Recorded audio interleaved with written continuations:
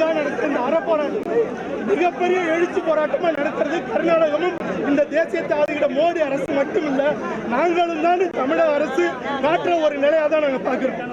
அதனால எங்களுடைய உணர்வுகளை மதிப்பு கொடுத்து எங்களுடைய தம்பி செத்துருங்க, எங்களுடைய தம்பி இந்த மண்ணில் நான் வெளிச்சம் காட்டுறேன், என்னை எரிச்சிட்டு தமிழர்களே 50,000 ஆண்டுகள் வரலாறு கொண்ட இந்த இனம் அனாதையா இந்த தேசத்துக்குள்ள அகதியா வருதுங்களா, எல்லாரும் எந்திரிச்சு போராடுங்க, நமக்கான உரிமை மீட்டெடுங்கன்னு சொல்லி தன் உயிரை தன்னுடைய கண்ணை திரியாக்கி எங்களுக்கு எடுத்து காட்டிருக்கோம். எங்களுடைய தம்பிக்கு நாங்கள் முறையா அஞ்சலி செலுத்தக்கூட இந்த அரசுக்கு தெரிஞ்சு செய்தா தெரியாது செய்தான்னு தெரியல. காவல்துறை காட்டு மிராண்டித்தனமா நடந்துட்டு இருக்கு. 5 நிமிஷம் சொல்லிச்சு, 10 நிமிஷம் ஆச்சு, 50 நிமிஷம் ஆச்சு.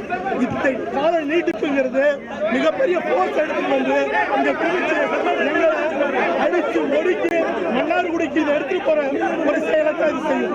ஒரே ஒரு விஷயம், இதை தடுக்கணும்னு நினைச்சா எங்களுடைய அறவழி போராட்டத்துக்கு முட்டுக்கட்டை போட்டு எங்களுடைய தம்பியினுடைய தசாவை அவமதிச்சா, நான் ஒரு இது பேச்சுக்காக சொல்லல, எத்தனையோ இளைஞர்கள் இந்த மண்ணில் தன்னை தியாகம் செய்யற ஒரு சூழலை உருவாக்கிறாங்க. இந்த மண்ணின் விடுதலைக்காக போராட்ட ஒரு நிலையை உருவாக்கிறாங்க. 500 ஆண்டுகளுக்கு முன்னாடி கொள்ளையடிக்க வந்த கோடு இந்த இந்திய தேசம் மறுபடியும் எங்களை நாங்களே ஆண்டுக்கணும்னு எங்களுடைய தமிழ் இளைஞர்கள் கொதித்து எழுந்து தனி தமிழ்நாடு வேணுங்கிற ஒரு நிலையை உருவாக்கிறாங்க. எல்லாமே உங்க கையில இருக்கு. எங்களை அமைதியா எங்க தம்பிக்கு அஞ்சலி செலுத்த முடியும்.